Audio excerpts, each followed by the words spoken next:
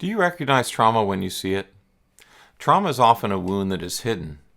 Its signs are easily missed, and people find themselves trying to manage their suffering alone, which can lead to dire consequences and long-term struggles. Other times, trauma is mistaken for something else: sin, rebellion, lack of faith, or lack of commitment. In reality, what we're seeing may be the involuntary effects of trauma or someone's way of surviving deep pain. Where the church should be a place of healing and hope, it sometimes fails to offer the help and community people need, and so people suffer alone or quietly fall away. That's why the second R of a trauma-informed approach to ministry is recognize. Recognizing the wounds of trauma. By its very nature, trauma is often hidden or disguised. People put up a good front, but underneath they're hurting or searching for relief. In their effort to cope, their survival mechanisms kick in. Recognizing the effects of trauma begins with changing our mindset about how we see others and their behaviors. In trauma-informed literature, you'll often hear Sandra Bloom's explanation, and I think it's a helpful one. She says we should move from asking, "What's wrong with you?" to asking, "What happened to you and how can I help?" Now, why is this so important? Because it shifts our mindset. It helps us interpret behaviors, emotions, and patterns of thinking in a different way. We stop focusing first on changing the person and instead begin by recognizing the wound that needs healing and offering appropriate care. With that shift, we can avoid misinterpretation in ministry. Too often, we're conditioned to see behaviors as simply rebellion, laziness, or a lack of faith. Those elements might be present at times, but often the root is something deeper, a wound of trauma that needs healing. So, for example, a teenager withdrawing from youth group might not be rejecting God. They may be avoiding triggers that remind them of past trauma. Or an adult who struggles to keep a steady job. They may not be lazy. They may be battling hyperarousal that makes consistent routines extremely difficult. The challenge for us is to pause before rushing to judgment and ask, could this be trauma?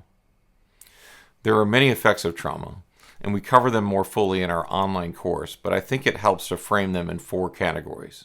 Now, these categories come from the DSM-5, the clinical guide for PTSD.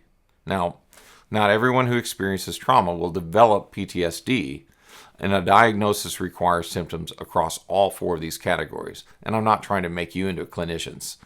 But even without a diagnosis, these categories give us a helpful lens for recognizing how trauma can affect someone. The first is intrusion. This might look like unwanted memories, overwhelming emotional responses to triggers, or something more severe like night terrors, flashbacks, or dissociation. Intrusion can happen without warning when something in the present reminds the brain of a traumatic event and overwhelms the person. These responses are involuntary. It isn't someone being dramatic, it's their body and mind reliving what happened. A second category is avoidance. When a person realizes that certain places, people, or situations stir up those painful reminders, they stay away. To others, this may look like disinterest or rejection, when in reality, it's often self-protection from further harm. A third category is negative changes in thinking or mood. Again, these are involuntary responses and can be overwhelming. Feelings of shame, hopelessness, fear, distrust, or even an inability to feel joy. While Scripture speaks words of hope and truth into these struggles, healing is a process. It takes time and it requires others walking patiently alongside. Too often, these changes in mood or thinking are misread as sinful responses, when in fact they're unhealed wounds of trauma. A fourth category is changes in arousal and reactivity. This can appear as jumpiness, irritability, always being on guard, overwhelming fear, or even trouble sleeping. These are, again, involuntary responses of the brain. The nervous system keeps signaling danger even when no danger is present. And because of the trauma, the brain gets stuck in survival mode. All or some of these may appear in a survivor of trauma. Sometimes they overlap, sometimes they stand alone, but understanding these categories helps us make that shift in our thinking. It reminds us to ask, is there a wound here that needs healing? And how can I, or we, come alongside this person to offer safety, hope, healing, and community. Recognizing these wounds changes how we respond. Instead of judgment, we can offer compassion.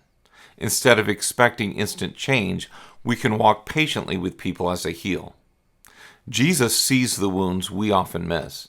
So as you learn more about trauma, ask Him to help you see people the way that He sees them, to recognize those hidden wounds, and to respond with compassion and care.